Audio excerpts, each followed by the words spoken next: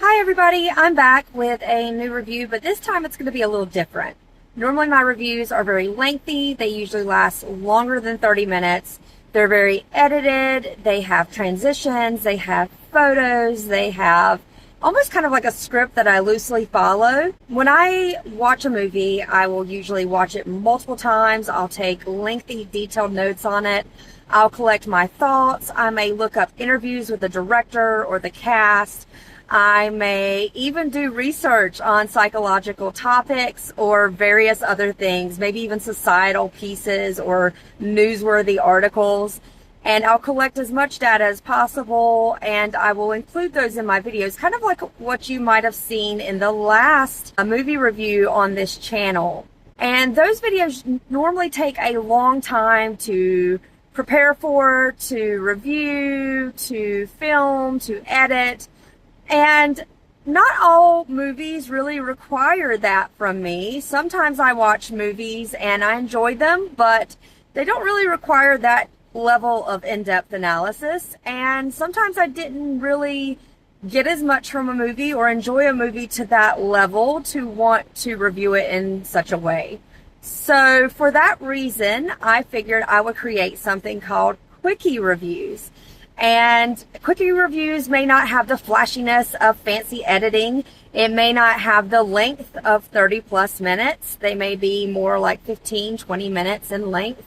They may not have the in-depth psychological analysis or in-depth analysis of heavier topics that may be included within films.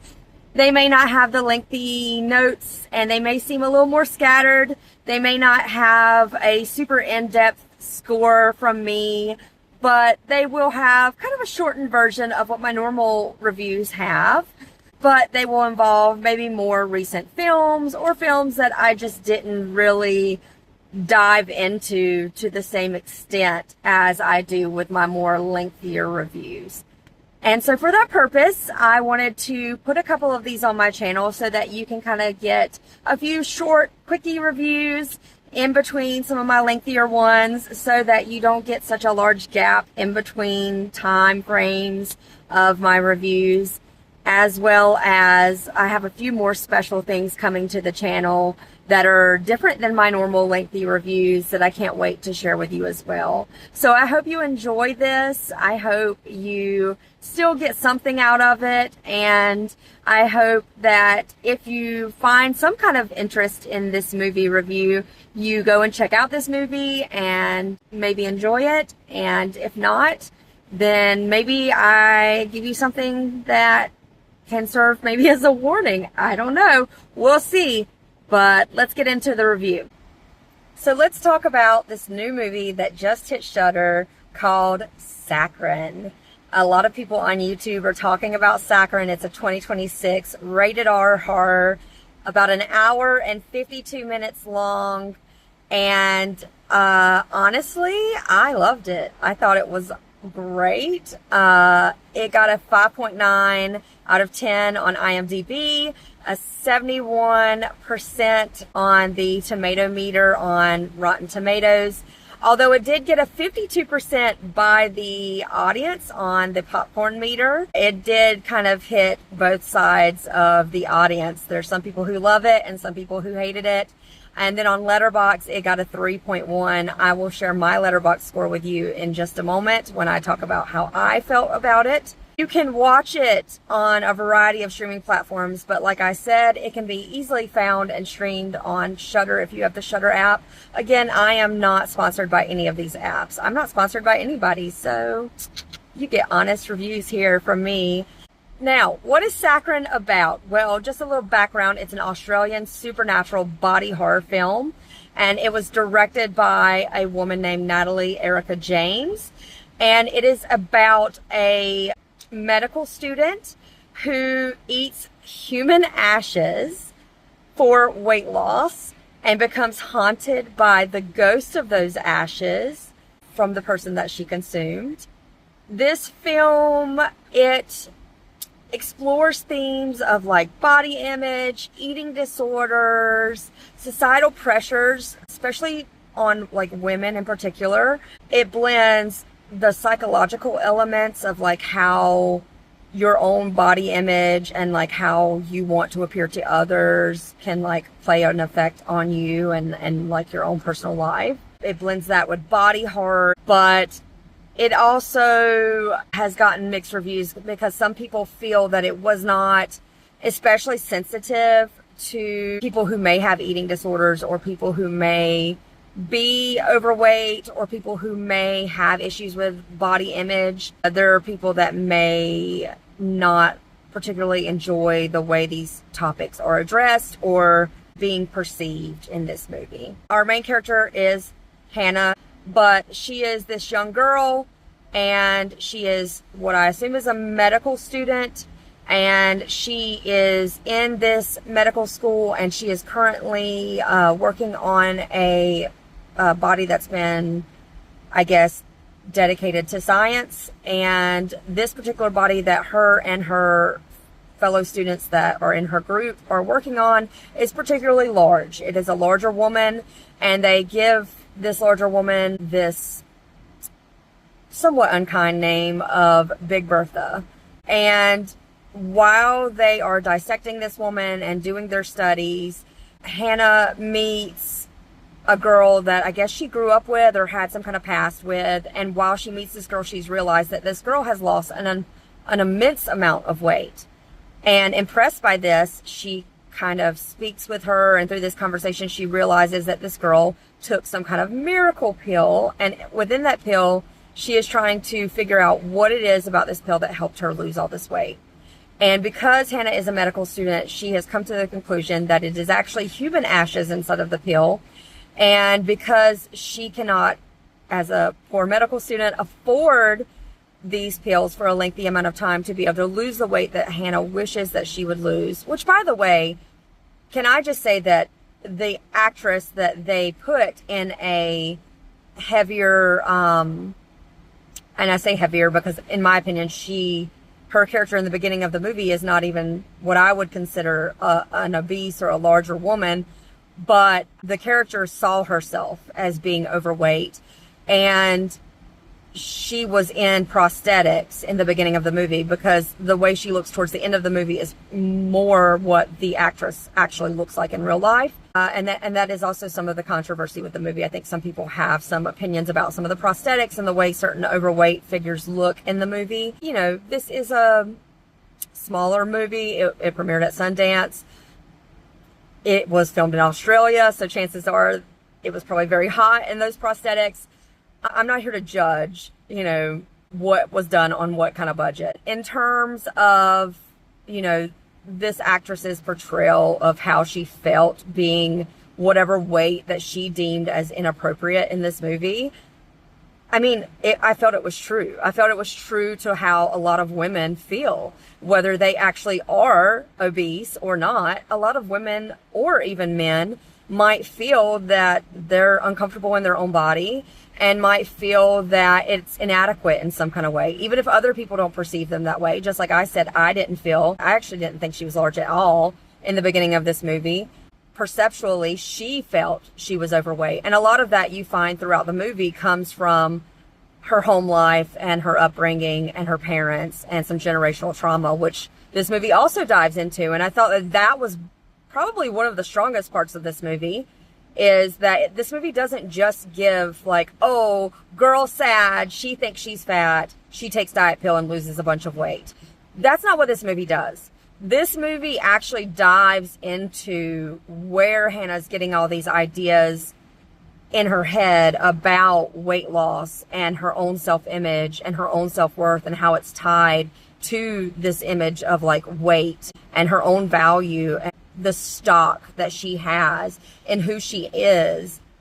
And it all comes from her childhood and her parents and their relationship with one another and their relationship with her and their relationship with food, and particularly her father, who is an overweight man. And you learn that pretty early on in the film, and then you get to see him later in the film as well. And he also has prosthetics, which, you know, we'll probably be seen by certain people in a negative light as well. In terms of that component of this generational trauma affecting her and affecting the way she perceives herself, I thought that part of the film was very powerful and very strong and very impactful because a little unknown fact about me, I actually took a GLP-1 for a year. I was 100 pounds heavier than I am now. When I took Wegovy, I lost 60 pounds total. I gained back a little bit of the weight when I got off of it. And then when I was on the GLP-1, I changed my eating habits. I changed my workout habits. I made a conscious effort to not just change my medicine, but to change me. And so through doing that, I went to the gym more frequently. I changed my portion control. I drank more water. I did what I needed to do in those aspects as well. And through doing that, I developed some pretty good habits. And when I got off of the GLP-1, I just continued with those habits. Some not as faithfully as others. The water is a struggle, but through continuing those habits, I now continue to go to the gym about 6 days a week. I drink water. I watch my portion control, although I still snack and do things just like every other normal person. But I have since lost over 100 pounds total since before I started the GLP-1 and thereafter, and continue to gain muscle mass and continue to be extremely healthy comparatively to the time before. So I relate to this movie a lot. This movie really hit a very personal part of my life. And because it hit that personal part of my life, it also hit all of those other personal components, like this whole self-image and the way other people perceive you might not necessarily be the way you perceive yourself. And how even when you've lost weight, how your mind may not still be caught up with the way that your body looks, or how a person that cares about you or a lover may not see this perspective that you have on yourself, or even how your interpersonal relationships, even within your family, may take a role on how you perceive yourself, or the trauma you've experienced, how that might take a role. And I feel like that's really what this movie was about. And a lot of people might be more focused on, oh, well, she was larger and then she lost the weight and the prosthetics don't look exactly the way I want them to. And this creature, this Big Bertha creature, is very large and she's haunting her. And there's all these, moments where you feel like she's going to be crushed, or the bed's sinking in because of Bertha's weight. And people feel very sensitive about that because as someone who used to be larger, you become very self-conscious of your size, of taking up space, of the way furniture moves when you sit on it, of things breaking underneath your weight. And I get that. I really do get that. And I really do get how those things can be perceived as offensive. And I don't necessarily think that this movie was made with malice or with ill intent for that purpose. I could be wrong, but I don't think that that was the point. I think that the point of this movie was to show that our own perceptions and our own ideas behind our own self-love is shaped by how much we love ourselves, and our ability to do that is sometimes shaped by our childhood and the things that we've gone through. And I saw that, and I got that message from this movie, and I thought it was conveyed very beautifully. I loved the body horror parts of this movie. I thought there were some very cringy, icky, scary parts. The part where she fell into, I don't even know if it was like a disposal trash compactor. I don't know what it was, like a garbage chute. And there's like the Big Bertha scene. I'll spare you the details because I don't want to ruin it for some people. But that particular scene where Bertha's like peeking her head up, nuh-uh. No, thank you, Big Bertha. I do not want any part of that. You can stay over there. Thank you very much. That was creepy and very frightening. And I don't get scared of a lot in movies because I have seen so many movies. And if you check out my letterbox, you'll see I've seen some really freaky stuff. And I don't even review like old movies I've seen. I've just started recently on Letterboxd, and so I just have picked up where I've started recently and just continue to go on. I've seen a ton of movies, and I've seen a lot of really horrific stuff in movies, and that Big Bertha scene was not necessarily gory or particularly heinous, but it was creepy, and it freaked me out, because the whole time I saw that scene with the little Bertha peeking her head up, I was like, nope, nope, no thank you, you can stay over there. So that was executed wonderfully. But overall, I enjoyed this movie. I will also link my letterbox in the comment section of this video. I will also link this video onto my letterbox. But this is going to be just a shorter review. I didn't really feel that this movie needed some super in-depth analysis. I think most people get what this movie is about. But I enjoyed it. I enjoyed it. Do I think that this movie is going to be like one of my all-time favorite movies? No. But was it a great watch? Most certainly. Do I think it has a great message of loving yourself and coming to terms with the pain that you've experienced and the things that might have happened to you in your life that have helped shape and mold who you are and whether or not you're able to love yourself?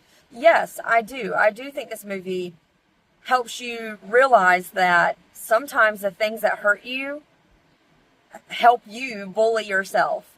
And I think that's a powerful message. And I think even in the movie, Hannah having to learn that she has to love herself.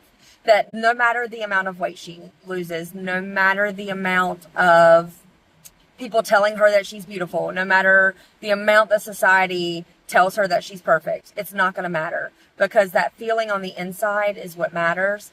And if she doesn't come to terms with how she feels on the inside, and if she doesn't learn to love herself on the inside, none of the outside stuff is ever going to matter. And I think that that message holds true no matter how you choose to convey it, which this movie, I think, did a great job. So just to give you a quick description of what I gave this on Letterboxd, I gave this a 4-star.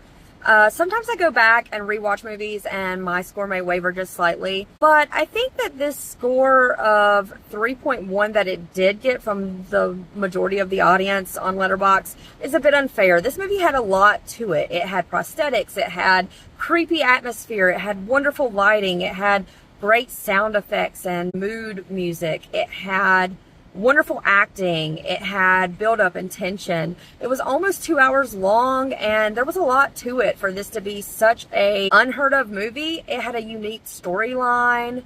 The characters were well thought out. I don't know. I just feel like this movie deserved more than just a 3.1 star rating on Letterboxd. So I gave it a 4 just based off of a first time viewing. I may go back and rewatch it and readjust my rating. However, for right now, it's just going to stay at a 4. I do have a review on my Letterboxd. It's basically everything I said in this short review or quickie review on YouTube. I, again, will link my video review on my Letterboxd, and then I will also link my Letterboxd on my YouTube review. Please check out both of them. Every time you do, it supports this little fun, crazy hobby of mine. And come back to the channel and check out any of my quickie reviews, or go click on some of my lengthier reviews, because I promise those are way better than these quickie ones and much more in depth and much more well thought out. If you liked this review, please like, comment, share, and stay tuned because I have more fun things planned in the works. Bye!